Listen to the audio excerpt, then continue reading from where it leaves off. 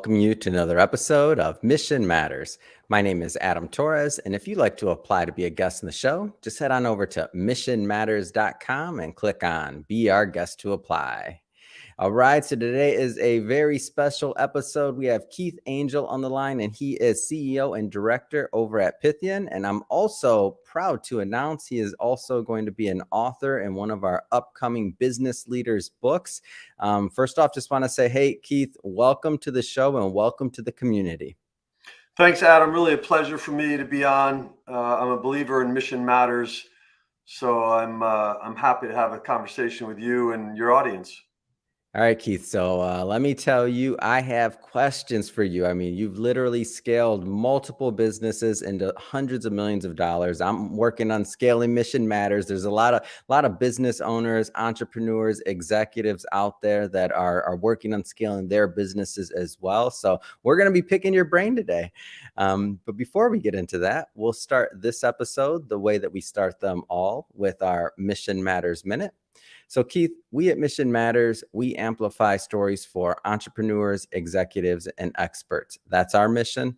Keith, what mission matters to you? You know, I'm a big believer in diversity, equity, and inclusion. And I think across all the businesses that I've been involved now almost 30 years, I'm a hard driver on treating everybody fairly, building cultures of equity and inclusion with great diversity. Even at Pythian today, 40% of our senior leadership team is female. And frankly, the largest minority we have is white American men. So we've had great progress there in a global company. And so for me, I think as I direct and lead companies, DEI is the most important mission for me. Fantastic. Love bringing mission-based individuals on the line to share, how they do what they do, why they do it, and, what gets them motivated out of bed to go out there and to continue, fighting the fight every day and making a difference. So great having you on. So just to get this kicked off, Keith, I mean, let's go a little bit further back in your career. I mean, you've scaled, over 10 businesses, large numbers, but before we get into all that, where did all this begin? Were you always an entrepreneur, executive business mindset? Where'd that start for you? You know, I've been really lucky in my career, Adam. But it started for me with my parents. Frankly, they had a high focus on education and building of skills, and they were both entrepreneurs. So I saw it early on as I was growing up. And my first business actually was in high school. I started mowing lawns with a close buddy. We were great teammates. And when I went off to college, he actually stayed, and that business is a multi-million-dollar business today that he still runs from what we started 30, 40 years ago. And I was really lucky in my first job out of college to get engaged in the largest, most valuable company in the world, Fortune 1, in their management development program. I was fortunate to go through that program and have great mentors, learning from experienced managers. I was trained to build winning teams quickly, to achieve goals, to over the course of a 18-month process, set a mission, achieve that mission, get promoted ideally, and do it again.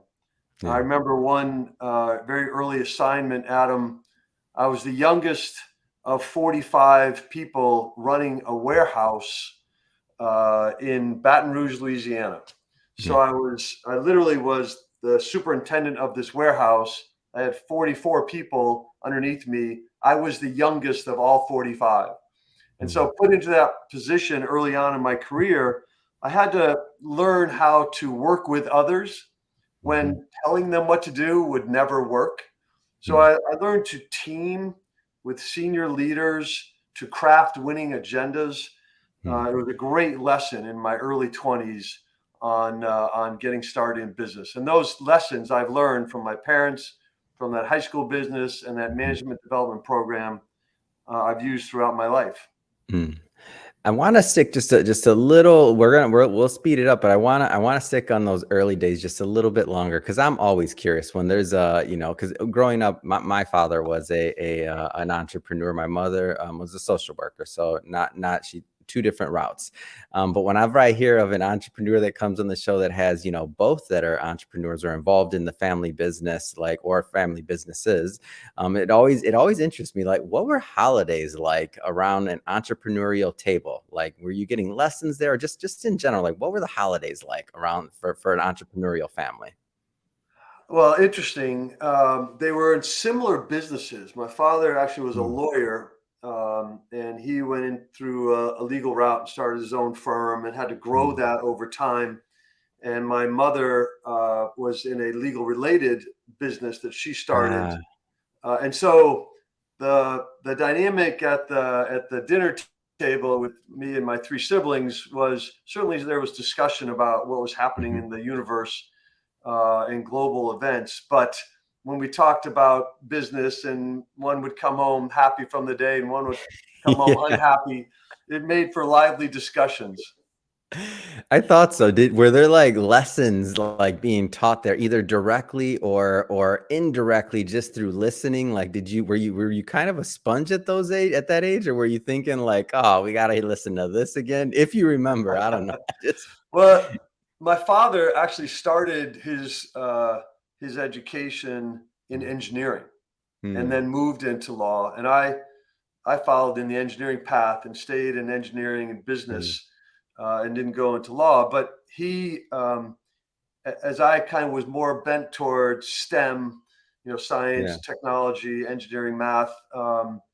He had that little bit, but he said he failed organic chemistry, so he went into law Yeah. instead. But it was really a lively discussion. My Mm. my siblings also one went into social work, but my Mm. siblings also were entrepreneurs, and I think that leadership from my parents really took Mm. hold. Yeah. Yeah, I remember thinking, like, when I hear my dad talk about it or something, I'd be like, "I don't wanna be an entrepreneur, I don't," and I didn't ever wanna be. I have another thing that I wrote where I always refer to myself as an accidental entrepreneur. I didn't really know that that's what I was doing at the time.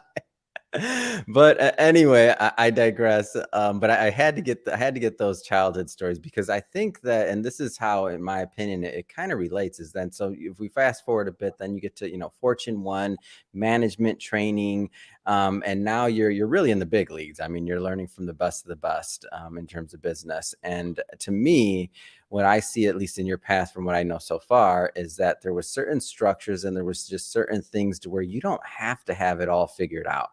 Like, I feel like right now with like the idea of being an apprentice, or the idea of like growing your skills over time, like with media and all these other things that are in the news, like you hear about the Facebook or the billionaire this or the person this or the Elon Musk, and I try to tell other entrepreneurs that are on the journey, like, it's a process. Like, you're just seeing where they're at this moment, but there's a whole lot more in terms of backstory, and that's what we try to bring out as well in the show, so people know, hey, if you're going through it, like, there's others that are as well.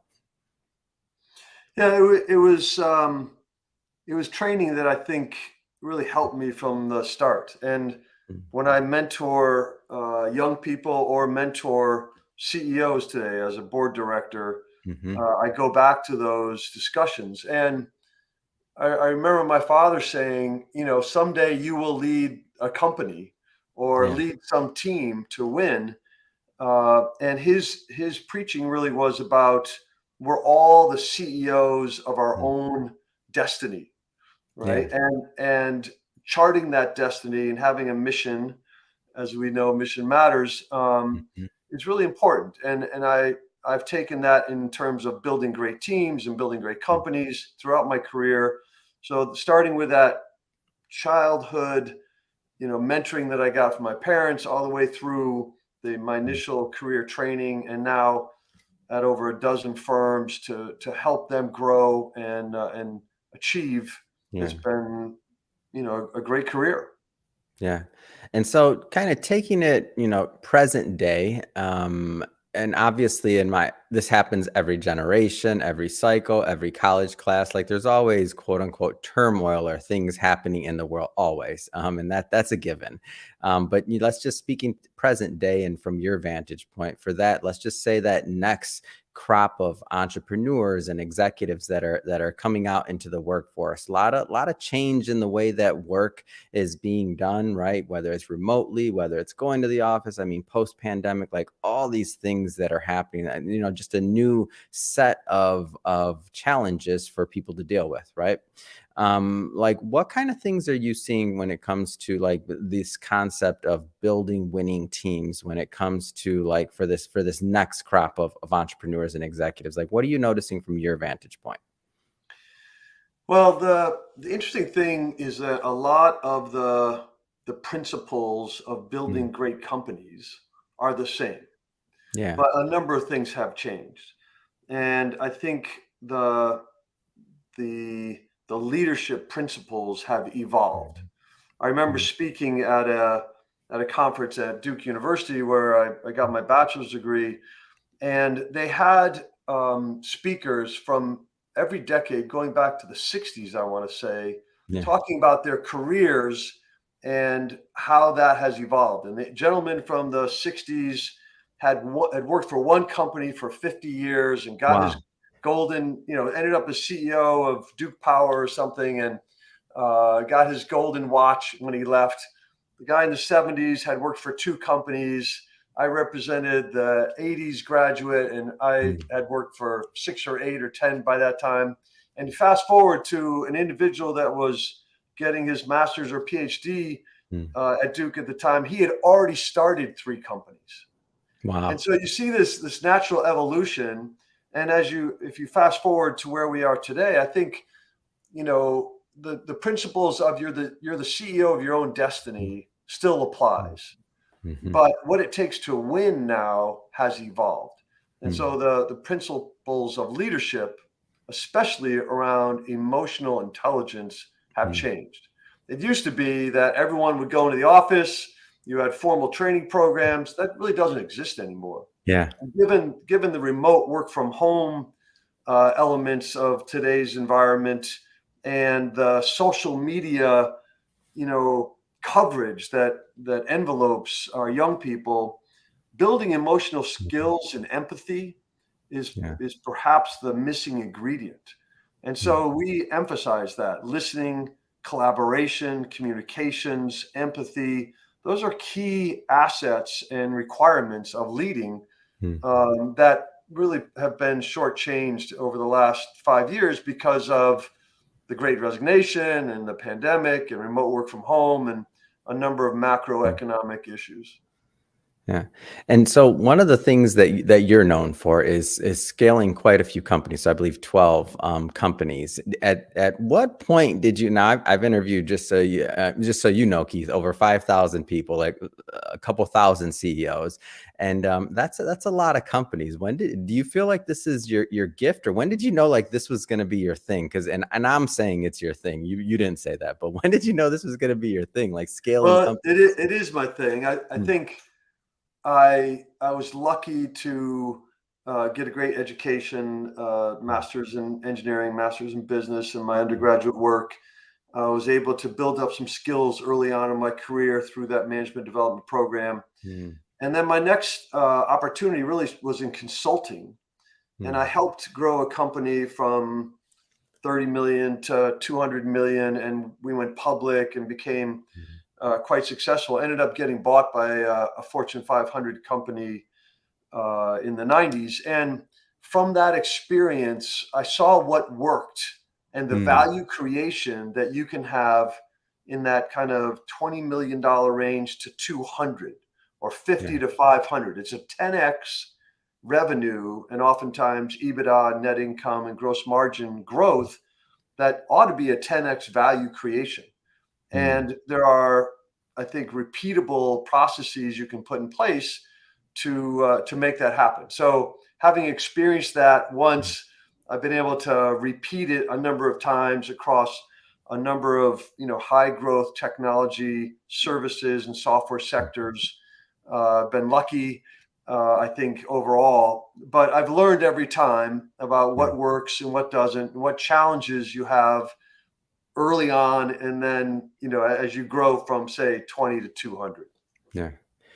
Let's go a little bit. I mean, it's easy. Those numbers big, they're amazing, but I like to get into some of the challenges part of things. So, like what you've done this this quite a few times. Like, what are some of the challenges in taking a business? I don't know, say from 20 million to 100 million. Like, what are some of the challenges you face along the way? Yeah, the key, I think, principles Hmm. are that you have to build a strong foundation for any of these companies. Hmm. And oftentimes that's in terms of a culture, that's in terms of a people first approach and a customer Hmm. first approach. There's a number of things that you have to build really as a foundation. Yeah. And then on top of that foundation, there are some challenges that change quite a bit as you grow. And there's Hmm. some challenges that are the same at any size.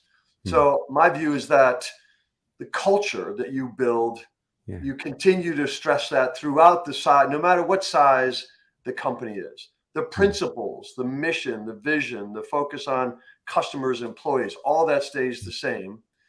And I can think back to that consulting firm I mentioned. Hmm. We our principle a culture of innovation and customer service, and actually regional P&L that was highly Hmm. motivational to those profit and loss Yeah. leaders. What lasted from start to finish of that Hmm. company. There are challenges that change. There's structural challenges. There's processes. The processes you have when you have a team of one or 10 or 100, they have to change. Yeah. And the global footprint that you grow from 20 to 200 million, most of those companies, you might start with a national focus, and then you add a second country, you go international. So you end up with subsidiaries and international growth and vertical industry focus, and all those things have to change. But as I look at, the repeatable patterns of Hmm. that growth, there's a number of things that have to stay the same: principles, Hmm. mission, vision, culture. And Yeah. then the kind of the industrialization of the company from 20 to 200 has to Mhm. occur. And those are in processes and technology and those types of things. So building a great foundation and then keeping certain pieces the same and then evolving the others as you grow is a key to success. So one of the things you mentioned as a specific example just now was, the regional P&Ls or different and how that permeated. Are there any other throughout the organization? Are there any other things that just kind of stick out in your memory when it comes to like scaling culture? And if you would use the term scaling culture, I don't know if that's the right way to position, or if the culture just, we would hope ideally it permeates everything that we do in an organization, like in a perfect world, but like anything that you recall, or like, and just in general, or any tips on really how to scale culture? As I mentioned, there's certain things I think that stay the same as you grow a Mm, company, and the focus on taking care of your people, mm, on DEI, on the mission of the firm and the vision. Those I think stay the same, and so those cultural items are mm. really important. For example, at Pythian, our vision is to unlock the power of data. We're a Yeah. data and analytics firm, and I think that isn't going to change. That's our Mhm. DNA. We've been in business for 26 years. That's what we do. Yeah. But we've had to change as we've tripled the size of the company and Mhm. grown from several hundred people to many hundreds worldwide. And that the culture of collaboration and Mhm. communications and accountability and trust and transparency, those have stayed the Mhm. same.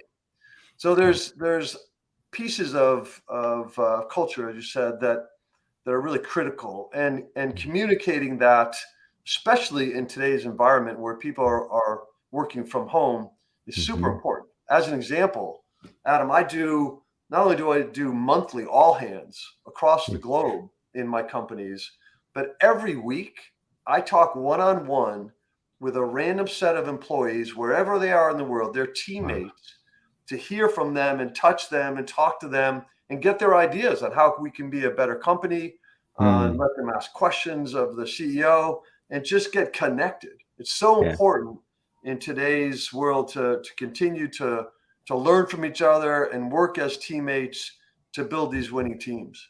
Yeah. I think that's so important. I think that's a great example for other leaders out there. Like, and I'll just share a quick story. I still remember when I like was a young guy just getting out of college, and I could think of some of the big leaders that I've worked for, had the privilege to work for early on in my career, who they came and they met like just like what you're describing right there. One of them would be Dan Gilbert. So that was owner of Cleveland Cavs, founder of Quicken Loans or Rocket Mortgage now. The second one, Charles Schwab. I still remember meeting with him and meeting like in one of the centers. And I was just like, wow, these guys like don't have to do that. But all these years later, what we're talking 20 years ago or something like that, I still remember. So for the leaders out there that aren't doing that, maybe consider it. Like maybe consider like having those type of meetings. And that's just a little tip from me, because it still affects me, and I remember it 20 some years later. So it's really paying it forward too. Agree. So, Keith, I do want to spend a little bit of time here. We're not going to spend too much time on it. We're going to keep it high level. But we got a book coming out together, and for everybody listening, don't worry. We will be bringing Keith back onto the show, and we'll be doing a second interview when the book is live and out. And you can pick up a copy. Hint, hint. But for today, Keith, just to kind of whet the appetite, keeping it high level. What are some of the things that maybe you hope to present in the upcoming book? Well, as you asked about what challenges stay the same and what challenges change, Mm, one of the challenges that is ever present for yeah. every company out there is how to build winning teams, how to lead and build winning teams. Mm, And it's a passion of mine. I love building winning teams. I'm going to continue mhm. doing that because I think winning teams build winning companies. Yeah. I had a I have a I'm lucky to have lots of really smart friends in great Mhm. places, and I love bouncing business ideas off them. I was uh, I was out in an outdoors activity with a good buddy who's been a very successful private equity managing partner Mm, at one of the best private equity firms in the world. And this is a few years ago, and I asked him. I said, Scott, what's the one thing mm, uh, that is the common denominator of why you've been so successful? And he didn't mm. hesitate 1 second. And he said, building winning teams. It's Wow. all about leadership and winning teams. If I get the right leader who Mm, can build a winning team, that company is going to do really well. And mm, that's why I focus on this so much. It's why I write about it. It's why I'm passionate about it. And we'll talk about it, I'm yeah. sure, in the future. But it is the highest correlation to Mhm. success in business is having a winning team. So All right. I'm there's gonna just cut you nothing off there. more. That's enough. I'm excited, and I have like 50 more questions I want to ask that I'm not going to ask yet on that particular topic. Because again, as I mentioned for everybody watching, we'll be bringing Keith back on the line, of course, and then I will be asking those questions. But I do. You mentioned Pythian. I do want to spend a couple moments here as well, talking about the winning team that you're building right now, and also your team in general. I mean, tell us a little bit more about the company. Well, Pythian is one of the premier data and analytics global Mhm, companies in the world. We focus on major corporations' mhm, data estate, governance, strategy, security, the data architecture and model of those firms, then optimizing that data estate wherever it sits on premise or in the cloud. mm, And then the digital transformation and value you can drive out of that, including mm, generative AI and all the analytics and advanced insights you can get from that data. So we mm, work with major corporations around the world to not only stabilize their data and optimize it and manage it, but to create value. So whether mm, it's a recommendation engine or chat bots that are mm, accurate or maximizing the uptime for a fleet, all the mm, things that you can do around data to drive revenue, reduce costs, and optimize your bottom line, most companies, as that data is exploding, are struggling with that, not only to manage that data, but to get value out of it. That's what Mm. we do better than almost anybody in the world.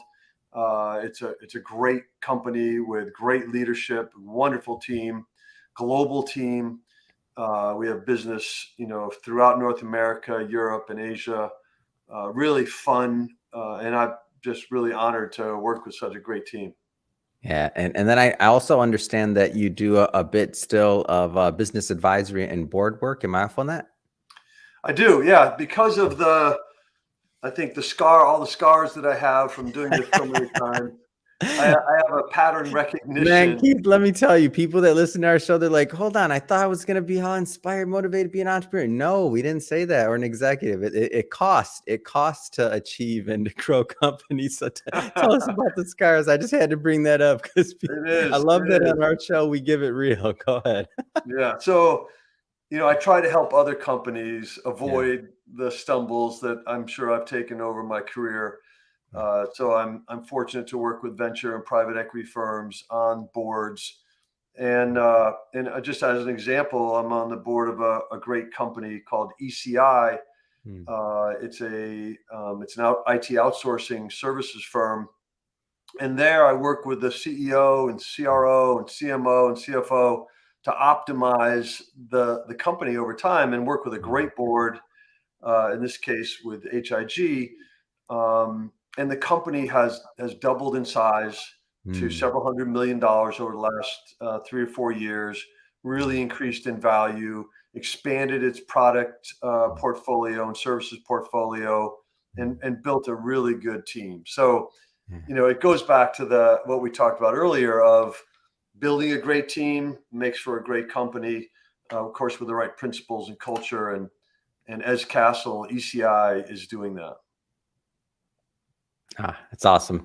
So, Keith, I mean, I know you're a busy guy. Of course, your responsibilities and your awesome team at Pythian. I mean, you're helping other companies as well to benefit from your scars, as you said it.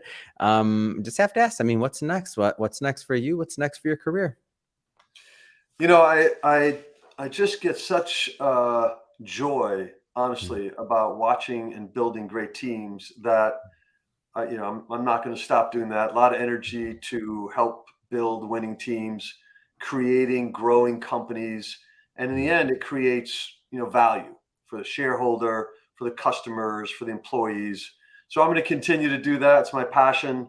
Mm. So whether there's 12 more, I'm sure there's bound to be more as technology evolves to stay at the kind of the leading edge of software and services companies. It's Mm. really a fun spot to be. Love working with, aggressive professionals with the right values for whom mission matters as well. Yeah. Fantastic. Well, first off, Keith, it has been great having you on the show today. I'm excited to continue through this book publishing process with you. I know we're getting closer and closer to a release, and of course, we'll be bringing you back on the show because I can't wait to bring your writing to our audience and readers. But that being said, if somebody's listening to this and they want to follow up and follow your journey or learn more about Pythian or any of your work, what's the best way for people to do that? Yeah, Adam, they certainly can reach out to me through LinkedIn, Keith Angell, and my advisory firm, West Shore Advisors at gmail.com it will get me as well. All right. But I'm easy to get through LinkedIn, of course. Fantastic. And we'll put those links in the show notes so that our audience can just click on the link and go check out your LinkedIn, of course. And speaking of the audience, if this is your first time with Mission Matters or engaging or listening to an episode, we're all about bringing on business owners, entrepreneurs, and executives and experts and having them share their mission, the reason behind their mission, why they really do what they do, like what wakes them up in the morning, gets them fired up and out of bed to go, make a difference in the world. If that's the type of content that sounds interesting or fun or exciting to you, we welcome you. Hit that subscribe button because we have many more mission-based individuals coming up on the line and we don't want you to miss a thing. And Keith, again, it has been a pleasure. Until the next time, thanks again for coming on the show. Absolutely, my pleasure. Thanks, Adam.